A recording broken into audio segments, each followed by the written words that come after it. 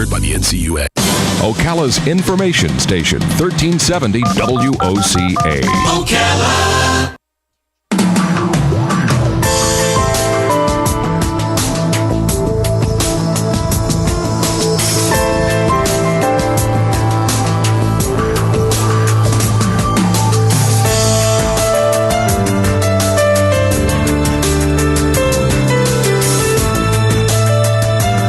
All right, 25 minutes before 10 o'clock. Nice looking Friday. Hope you're doing well.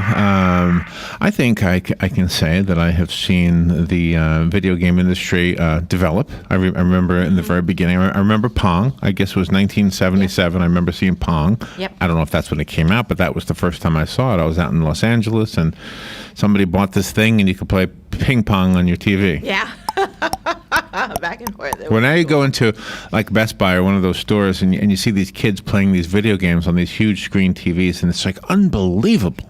Mm-hmm. I mean, things look so real and so amazing, right?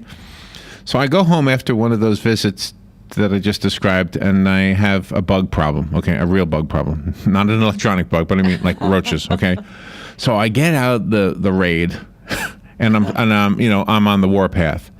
And I'm thinking, now this would be a cool idea for a video game. We'll call it Insecticide. And I'm thinking, I certainly have come up with a great idea. I'm certain this is, oh gosh, I have hit my pot of gold. Yes. Let me make sure nobody else has. I doubt it. Who could come up with? You know what? There is a video game called Insecticide. And you know what the difference is between Insecticide? It's like in some of these warring games, people are shooting and killing people, and it's just horrible. Yes. And there's red blood everywhere. Well, in Insecticide, it's pretty much the same thing, except you're an insect. You're shooting other insects, and the blood is green, and it's not so troubling, I guess, because it's basically just a roach. Yeah, right. We don't like that. One of the things that we have learned throughout life, whether it was a video game or a sporting event, is that sometimes games can be learning devices. You can teach with games, and teachers would be the ones to figure out how to do that and which ones would be the best. Mark Cheverton is on the phone, and I looked at his credentials, and they just blew me away. First of all, he taught physics and math for 15 years in public schools. Right away, I'm over my head with him on our show. He's a researcher with GE's Global Research Center to research laser welding. I don't know how I'd keep up with him at Thanksgiving conversations. He has knowledge about 3D printing. I'm fascinated by 3D printing, but, it's like everything else. I just know the end result. I don't know how it works. Something called machine vision. Don't even know what that is. Process monitoring, machine control, and he's written a book. And this is why I brought up the video games. The book is called Invasion of the Underworld, an unofficial Minecrafter's adventure novel for young readers. He wants to talk to us about teaching lessons to children that include taking risks, a willingness to try something difficult, how to be brave, and how to not be a bully. So, wow, what a well-rounded bunch of stuff we have to talk about. Mark Cheverton. Good morning, Mark. Good morning. Where are you? Where are you calling from? I'm in Albany, New York. How's the temperature? I heard you had a frost warning up there. Is that right? It was cold a couple of days ago. We had some wind chill that was just terrible. How is that possible? It's been a brutal winter, and we're in the spring, and it's still brutal. Well, you're a physics guy. You'll figure it out. Yeah. That's right. Yeah. I'll just use my lasers, right? So do you play a lot of video games? Not a lot, but I play Minecraft with my son. So is Minecraft a learn? Would I like Minecraft? I'm 60 years old. I always think I should start playing games. I'm 60. Would I like Minecraft? Well, the thing that's different about Minecraft that made it such a global phenomenon is it's not just running around shooting things. You can create things, and you can build things. And that's what I think has made it so globally attractive to people of all ages. Really? It's a creative canvas, and you can build whatever you want, whatever you can imagine. Everything's built out of little blocks. So it's kind of like digital Legos. Digital Legos. I like that. So could I play against you? Is this one of those games that goes on? You go online and you play against people you don't see? You could, yeah.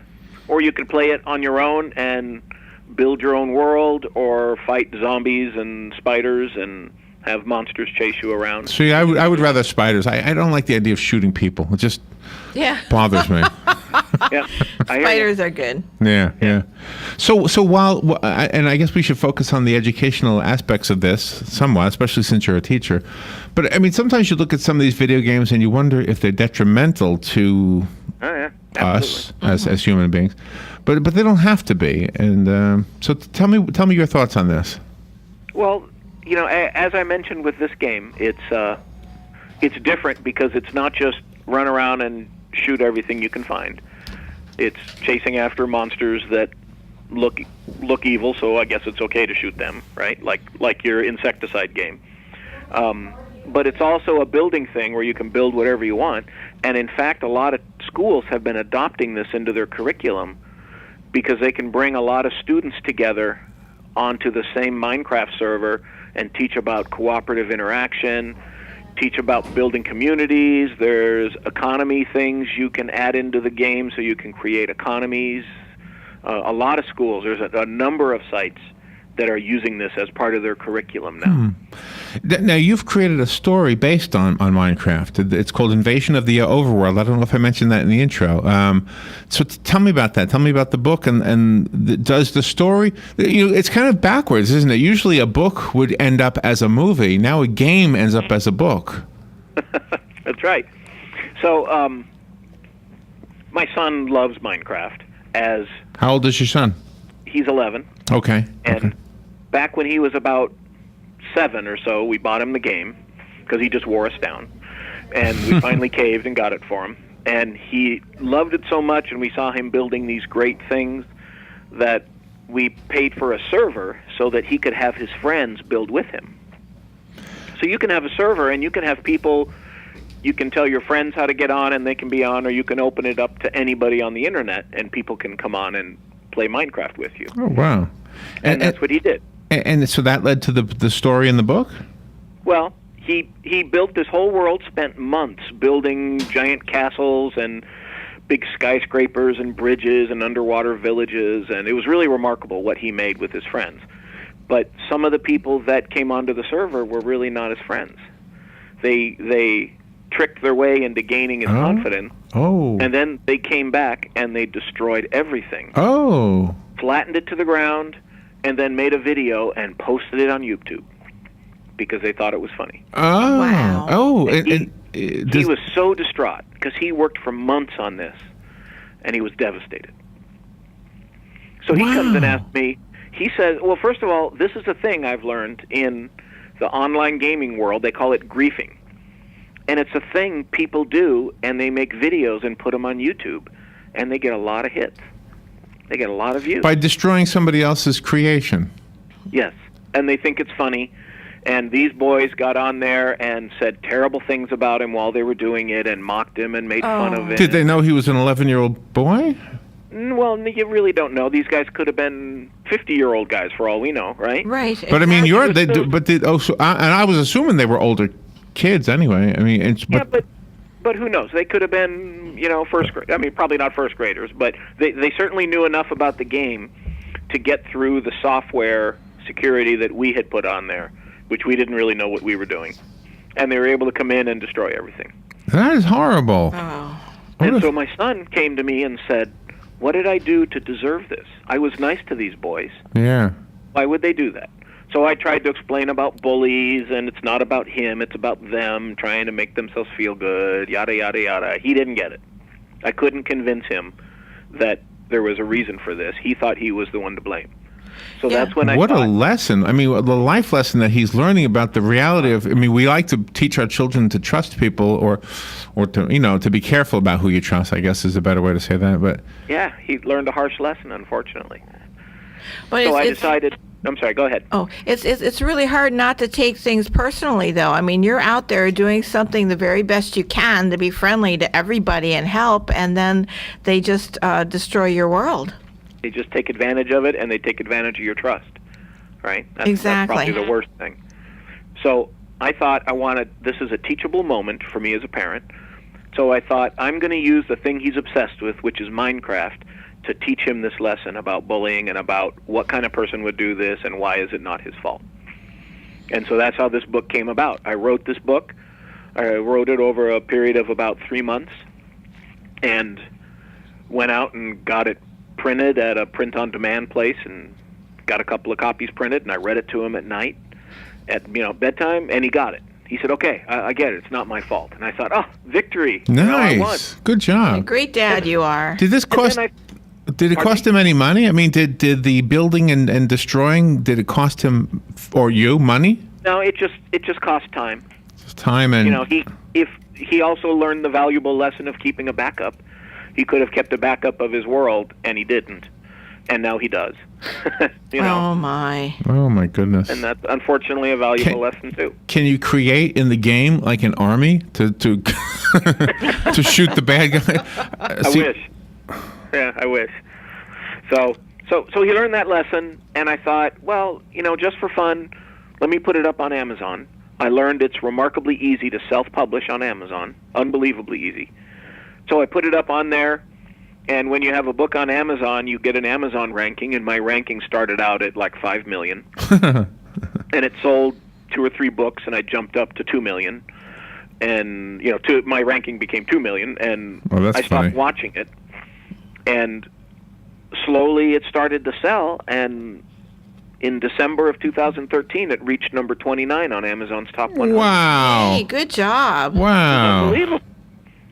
And so now the publishers started calling me and saying, you have something that's new and unique here that's not in the marketplace, and we want to publish it in the traditional mode.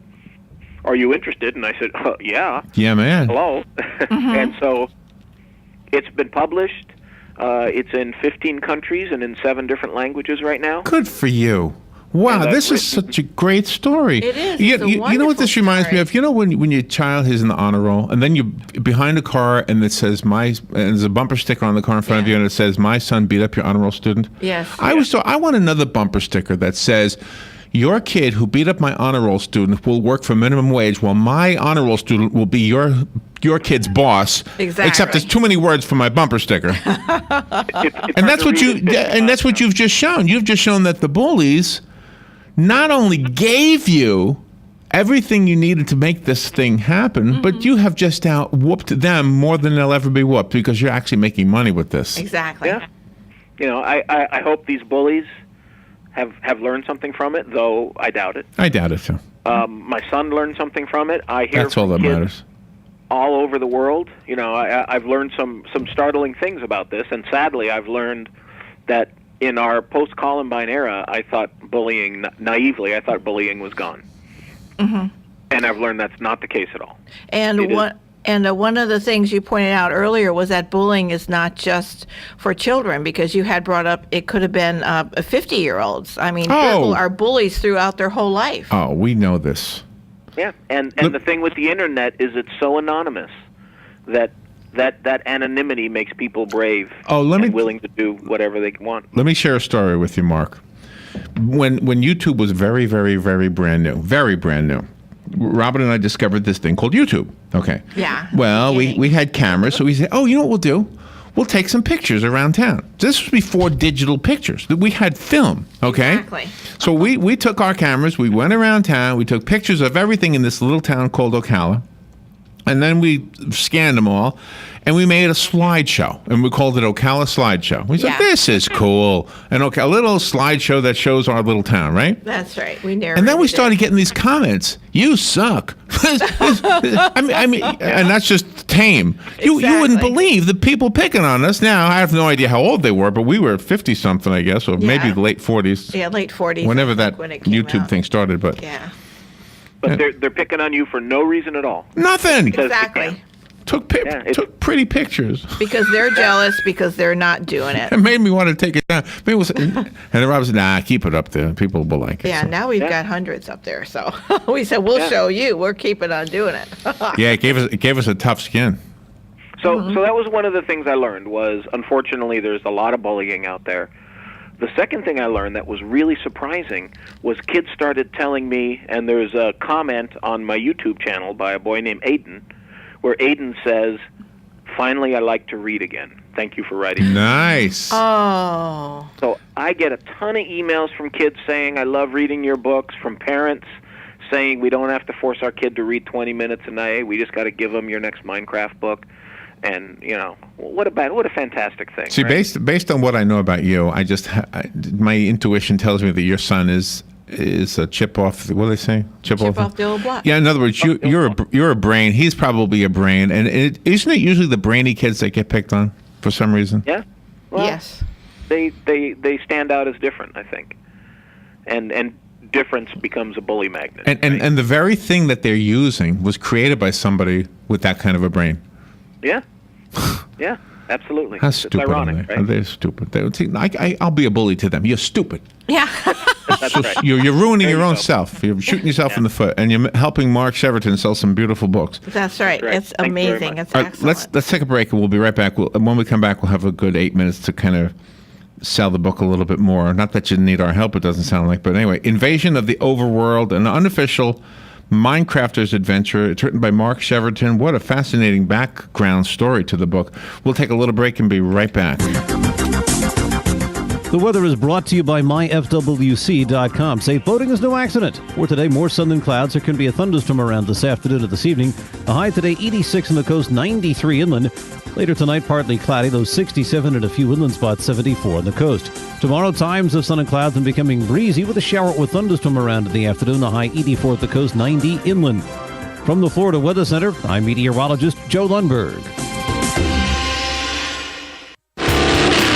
Friday, May 29th, kicks off the second annual Ocala Bike Fest. It starts at Harley-Davidson of Ocala, where you'll find vendors, beer, food. It starts at 11 a.m. with a live DJ till 3 and live music from 3 to 7. Then Saturday starts off at Ocala Indian with a poker run at 10:30 a.m. It all ends up at ARC's main campus on Mare Camp Road, where you'll find bike games, 50-50 drawing, beer, and live music by the Blues Busters, Rusted Steel, and more. The best barbecue restaurants and food trucks in town are going to be there competing for the title of the Ocala Bike Fest's Best Barbecue. And most importantly, the chance drawing for the hardest decision you'll ever have to make. A brand new Harley or a brand new Indian? That's right. This year's winner will choose between the Harley or the Indian. Indian or the Harley? The 112-year battle continues. Which bike will go home with the lucky winner? The public is welcome to all events. No motorcycles needed. Come out, have fun, and help a great cause all at the same time. Friday and Saturday, May 29th and 30th. For more information, visit ocalabikefest.com.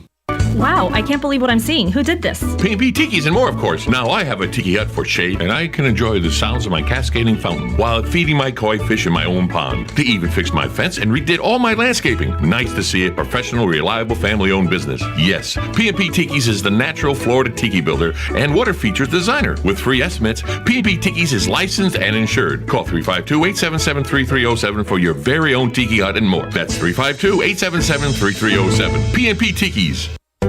One of the most common questions those nearing retirement are asking, will I outlive my money? Retirement questions like these and many more will be answered every Saturday morning at 9 a.m. on Planning for a Better and Safer Retirement with hosts Francois and Julian Pozenet. Francois and Julian will help you put your retirement puzzle together. Catch Planning for a Better and Safer Retirement Saturdays at 9 a.m. on Ocala's News Talk, The Source 96.3 FM and 1370 AM.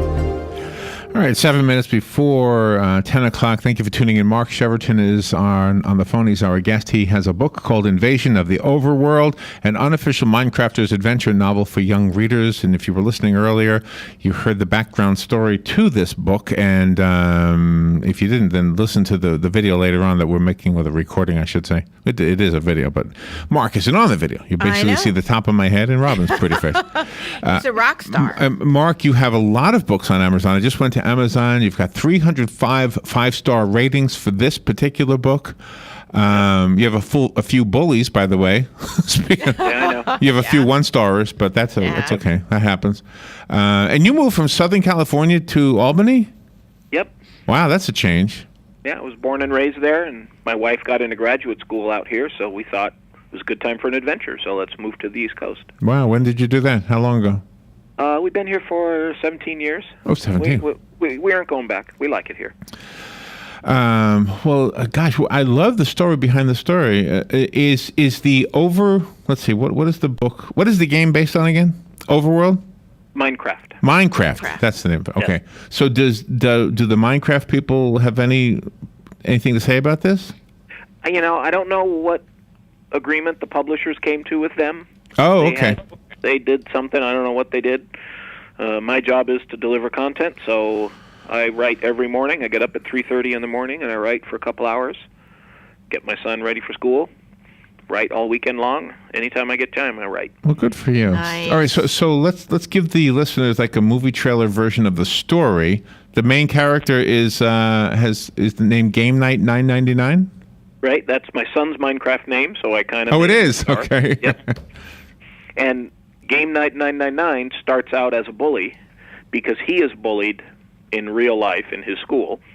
And the way, very common, that when kids are bullied, they lash out to smaller kids to try to feel some sense of control because they're a victim as well.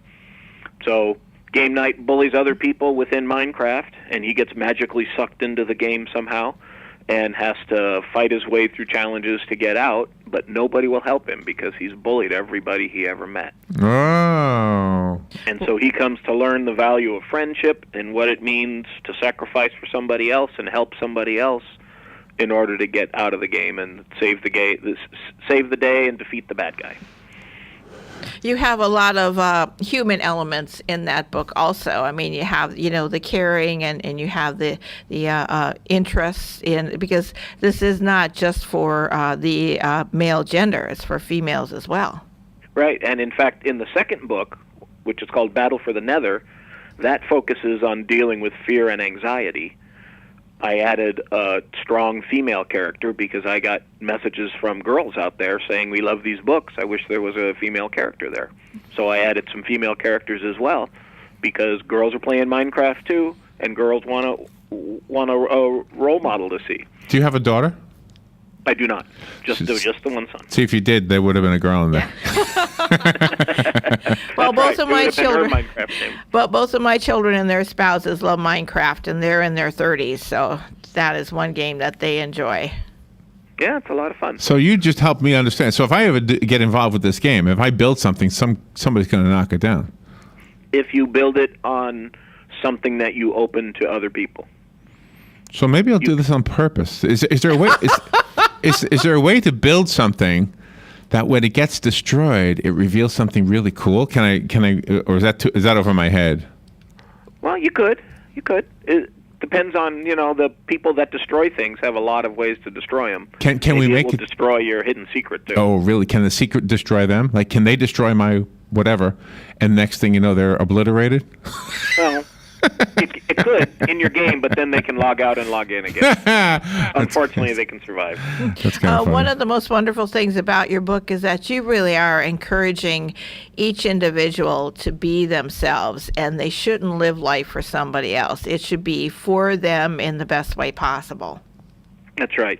And let me tell you the last thing I learned about these books really quickly. The other thing I heard, other than kids saying they love reading, is kids are telling me they're inspired to write their own stories now. Oh, how wonderful. Wow. And so on my website, markcheverton.com, you can see stories that kids have sent me that I've uploaded onto there. That kids are writing these incredible things and saying they want to write their own books. Some of them want to write fan fiction about my fan fiction. How weird is that? And so they want to use Game Night in their stories. It's fantastic. I have a copy. I have a copy of the book that we've been talking about. If you like the copy that was sent to us, you can call right now, and I'll put it aside with your name on it, and you can come pick it up. The rest of us have to go buy it. Maybe just enough money for Mark to make a trip down to Florida. There you go. If you're ever here, we would love to see you in the studio. You have in the studio. a whole list you of. And your son. So I could be on the video then. Yes, you could be on the video rather than just the top of my head. All right, so let's see. The website is yourname.com. Is that right? Yep. Mark Cheverton, CHEVERTON.com. Okay. And you can find it. I found it very easily on Amazon. Just go to Amazon.com. It's Invasion of the Overworld. I think it was the first one that came up on there with a whole load of other books that Mark has written. How many books have you written total? I'm working on book 8 right now. Book 8. Book 6 comes out in July, book 7 in September, book 8 in November. How long ago did you write book 1? Well, it was in July 2013, I think. Okay, so you're a prolific writer then. Wow. Yeah, well, kids are hungry for these. If kids are willing to read my stuff, I feel obligated to. Do you still teach? Work hard. Are you still a teacher? I don't teach. I work at GE with my laser welding, remember? Laser welding. Yeah, now That's right. that's pretty That is awesome. amazing. You are an amazing guy. So I All right, do research during the day and write at night. Mark, thank you for what you're doing. I actually think you're making the world a way better place. You're teaching some kids some important lessons. Mark, thank you so much. Thank you. We'll be right back. Casting from the Paddock Mall Studios, this is WOCA, Ocala, Gainesville, The Villages, 1370 AM, 96.3 FM, The Source. Fox News Radio, I'm Pat O'Neill.